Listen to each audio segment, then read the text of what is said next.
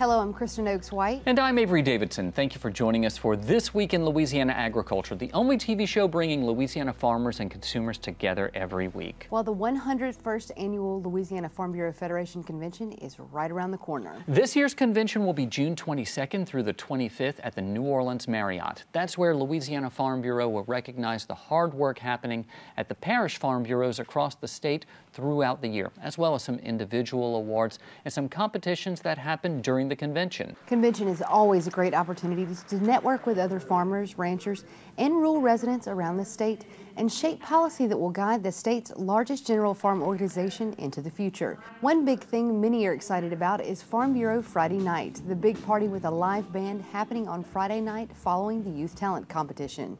Of course, the talent competition and Queen's contest are always exciting events where some of Louisiana's brightest take the stage to represent their home parish. It's at the 101st Annual Louisiana Farm Bureau Convention that we will learn who is the top young farmer or rancher of 2023. There are 3 finalists for the Louisiana Farm Bureau Young Farmers and Ranchers Achievement Award. Over the course of this show, you're going to get to know them a whole lot better. We begin by introducing you to Kelsey and Amanda Douillon of Lafayette Parish. It's feeding time for Kelsey and Amanda Douillon's cattle outside Maurice. Their sons, Wyatt and Walker, are eager to help. That's because these cattle are getting a sweet treat: donuts. We get the donuts from a local bakery, and it's just their trash. It's the stuff that they don't sell during the day that they can't sell. And we go and pick it up and give it to our cows because they can eat it and make meat. So, and it's also not going into landfills. So that's kind of the reason we started doing it. So it's our little sustainability story, but hey, it's fun. And fun is the name of the game for the Douillons. It's why Kelsey enjoys their 30 head of cattle and 600 acres of sugarcane. It's like being a kid playing in a toy box whenever you were 8, 9 years old, before you even had any responsibilities. And it's like real life. You're driving tractors and then you play with animals all day long, and like you ride, and it's peaceful. Peaceful work for this 6th-generation farmer who is a diesel mechanic by trade. But for Amanda, production agriculture was not the initial plan. I did kind of grow up in a rodeo family, so I was always around horses and cows. And then my dad went into the oil field, and we started moving around quite a bit. And so I guess you could say agriculture has always been a part of my life in different ways, but never row crop, not until I got married to Kelsey. The Douillons work well together, tending to cattle at the barn. But like any good husband, Kelsey does blame his wife for their involvement in the Louisiana Farm Bureau Young Farmers and Ranchers program. She went to a cattleman meeting, and one of them approached her to come to one of their meetings, and we didn't know nothing about it. And they was like, just come to one of the meetings and see. So we went, and we went to one of the meetings, and then that's what got us going. That was in Vermilion Parish, but now the Douillons are sharing their YF&R experiences with their neighbors in Lafayette. Within Lafayette Parish, it was kind of a dormant group for a while. We didn't really have any YF&R people. Since joining, we've actually already got more couples involved, and they're committed to start coming to more events. We've actually got even more coming in the next year, so we're super excited to kind of share the wealth and show what we learned in Vermilion Parish and bring it into Lafayette Parish and hopefully start growing our district as a whole.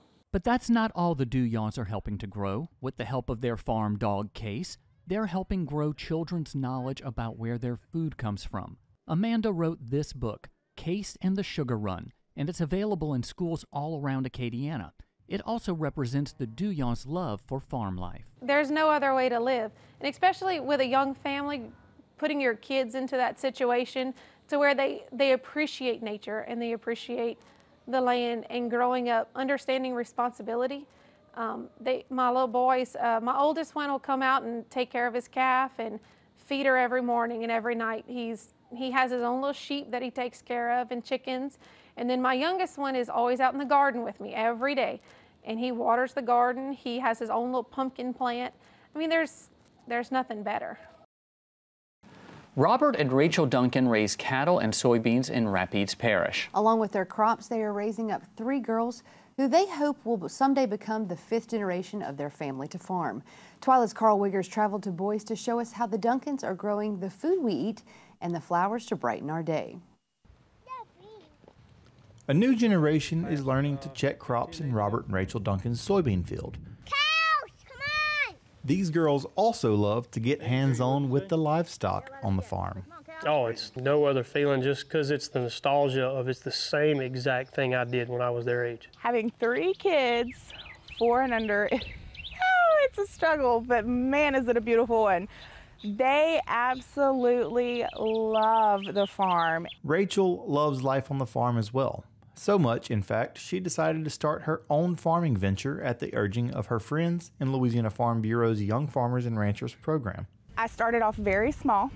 I think I started off with it was like a 1/16 of an acre. And then I was like, okay, I can do this. Currently I'm on a 1/4 of an acre. I'm trying to give our local community something to make them smile and something that's going to last a lot longer than what they get at the grocery store. While Rachel tends to the flowers, Robert has put a ton of focus in their cattle operation over the last few years. Marketing directly to consumers down the street opened up new doors for the Duncans to sell their beef. You know, that's why we started it originally in 2018, was being able to take those calves and make a little more money with them than we would just sending them, whether it be the sale barn or through Superior Livestock, just to try to make a few extra dollars on those. Not only is it the money, it's the, providing local beef for people, not only our family, but, the community, whether we selling at farmers markets or we've got neighbors that call us once or twice a week and they'll swing by and pick up some ground meat for supper, steaks or hamburgers or whatever. So it's being able to provide that, that service for our community.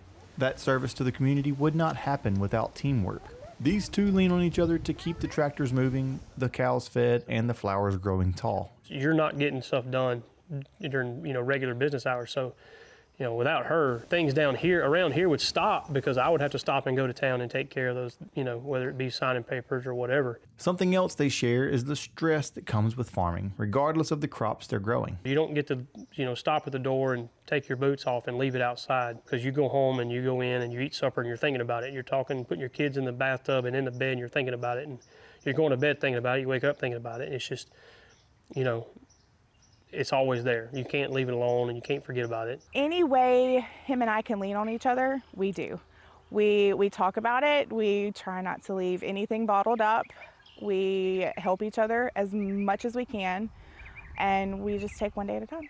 Another stressor all farmers face is maintaining the land for themselves and the next generation. When you think of sustainability, you should be able to think about doing this again next year and the next year and the next year.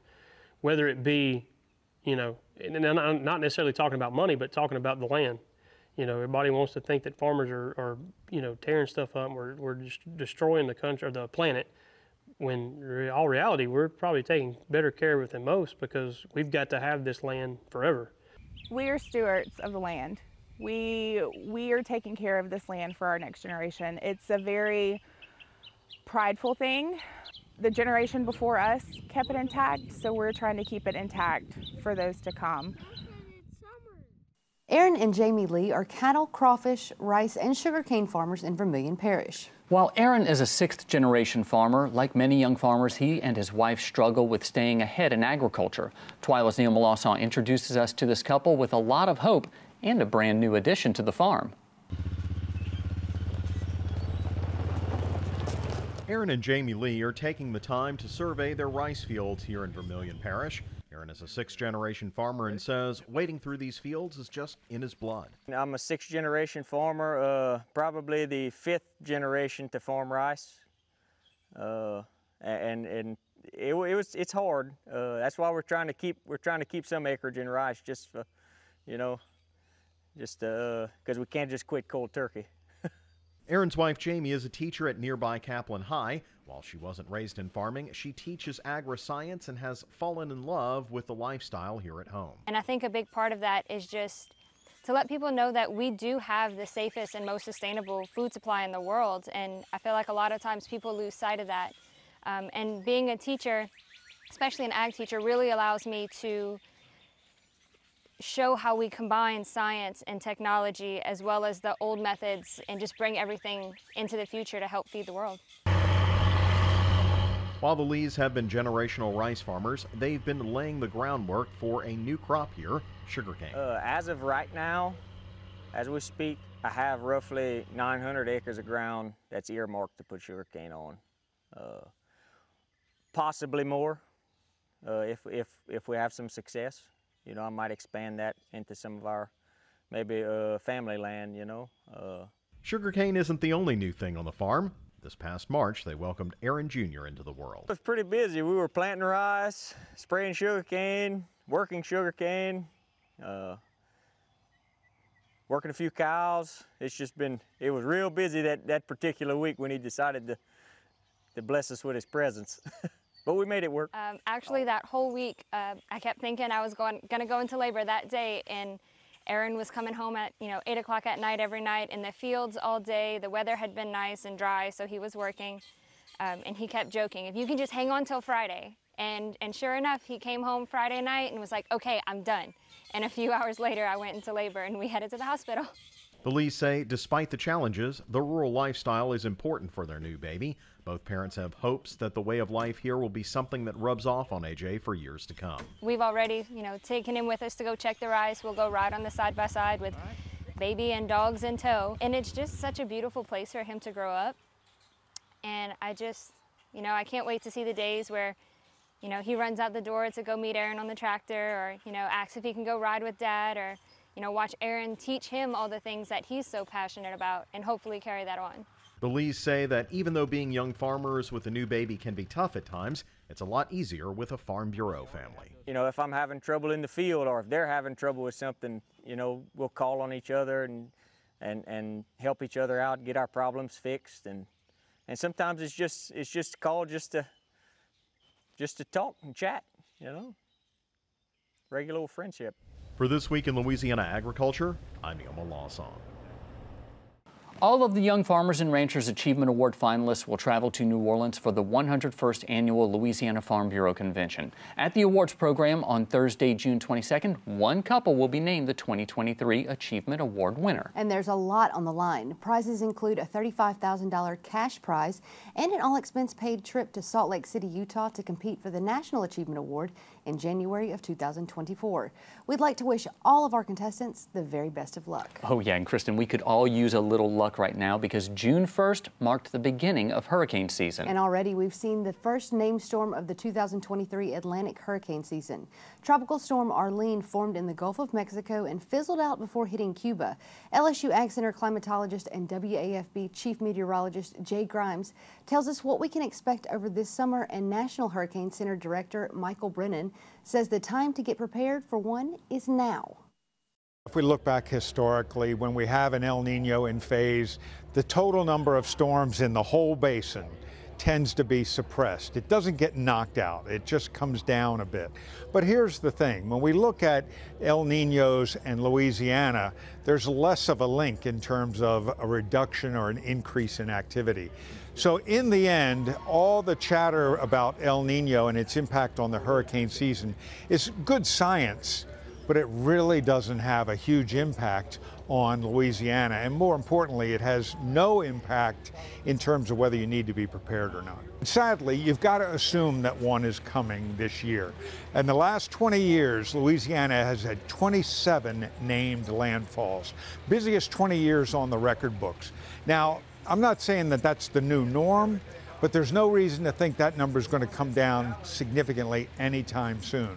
So maybe we will have a quiet season this year, but each and every year, you got to have your game plan ready to go before we get to June 1. The one thing I like to emphasize is that, we lose almost as many people after hurricanes in this country as we do during the storm from the direct forces of the storm. We lose a lot of people after the storm due to accidents from cleanup, carbon monoxide poisonings from improper generator use, heat-related fatalities, medical-related fatalities. So I always want to emphasize to people that you need to, again, have that preparedness plan in place, have that emergency supply kit so you make sure you survive the aftermath of the storm, not just the storm itself. Hurricane season runs through November 30th. Here's hoping for a quiet season. To get a game plan for hurricane season, head over to our website at twilatv.org.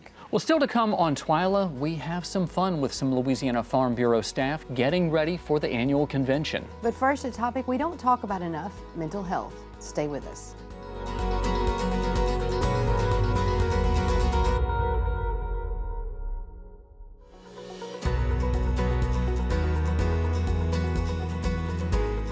May was Mental Health Awareness Month, but as we all know, mental health issues are not limited to one month of the year. Because of Mother Nature and unpredictable commodity markets, farmers face it daily. As TWILA's Brianne Hendrickson shows us, a big part of dealing with mental health is simply to talk about it. According to American Farm Bureau Federation, 63% of rural adults consider the stigma of mental health an obstacle in receiving help. Another 65% says embarrassment is also another factor. Mental health happens in and out of the agriculture community, whether you're in your field tending to your crop or out in the pasture tending to your livestock. This week, I got to talk to Keith Howard, fourth-generation farmer, who is helping bring insight into what some farmers might face. When I went into my job, I never took on the thought that it was going to be something that I might someday need a little bit of counseling for, or that I might suffer from anxiety. But it comes. And there's an old saying that Mother Nature bats last, and she does. So with all of the best plans that you lay out, she can come in and fold it. Family nurse practitioner Amy Howe sees the encounters people in the agriculture industry face, as well as the challenges that rural communities are facing with mental health. Mental health is kind of the ugly word in the room. Nobody really talks about it, and I think that's the biggest part of the problem. We have got to find a way to normalize somebody admitting, hey, I'm stressed, hey, I'm anxious, especially in our farm population, especially in our rural population. I feel like most of us, myself included, were raised up to be Southern tough and to handle our own problems and to not share our fears and our worries with other people, but it's really difficult to carry the load by ourselves all the time. And, you know, in rural Louisiana, lack of access to care is a major thing, and so there's not a counselor on every corner, or there's not a mental health person that someone can talk to. Probably pastors at churches are the most available local counseling type situation that I see people have. Howard is working with the next generation, his son and his nephew, on more than just farming. We formed a little partnership not too long ago, so we have a little plot of land that we're renting. We're all kind of in a learning process. I'm learning how to train farmers, and they're learning how to learn to farm, so it's been interesting. But there are certain things that I do discuss with them about anxiety and how to keep that at bay, but mostly it's through farming practices, and I guess I should do a better job of that, because you've brought some light to my eyes today about this is something that needs to be discussed. Mental health in the agriculture industry matters. Farmers matter, so do you. If you or someone you know needs help, you can contact one of these numbers we have listed on our screen, or you can head over to our website, twilatv.org, for more information. For This Week in Louisiana Agriculture, I'm Brianne Hendrickson. We see farmers and ranchers using technology to help them on the farm all the time. It can also help with mental health. These days, there are online therapists you can call, text, or even FaceTime while in the tractor or on the road to drop off livestock. Farming is stressful, and you don't have to face it alone. No, you don't. Reach out to someone. Well, still to come on TWILA, we have a few questions for you. Well, not for you, for Louisiana Farm Bureau staff. It's about our convention coming up. But first, we can take a look at crawfish prices around the state. Stay with us.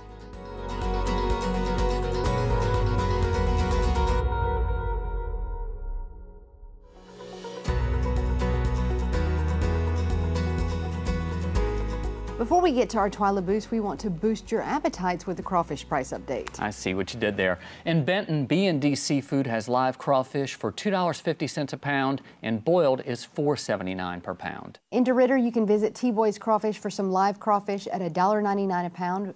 And to have them boiled for you, it's $4.70 per pound. In Winsboro, Clark's Crawdad Hole has live crawfish for $2.50 a pound, and boiled only $4 a pound. Make sure you call ahead to check prices and availability near you, and we recommend grabbing a few extra pounds just for good measure. These crawfish prices are brought to you by the Louisiana Crawfish Promotion and Research Board, which reminds you to always eat Louisiana crawfish and to make sure always ask before you eat. Well, Kristen, we are reaching the tail end of crawfish season. You see what I did there? Yeah. So you may want to get some while we're all down in New Orleans for the annual Louisiana Farm Bureau convention. Well, another thing you should make time for at convention is a little fun, which is exactly what we made the Louisiana Farm Bureau staff do this week. We asked our co-workers some fun convention questions earlier this week, and their answers are sure to give you a boost.